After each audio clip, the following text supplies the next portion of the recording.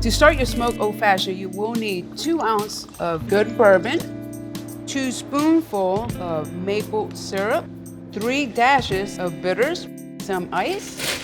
I'm going to pour the ice in here. Now it's time to stir. The old-fashioned glass, nice large ice cube.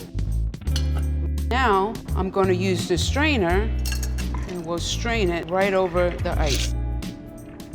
Next, I'm going to need an orange peel. Swirl it around the rim of the glass and just drop it right in. Now it's time to smoke it. And I'm going to fill it up with oak wood chips. Now it's time to torch.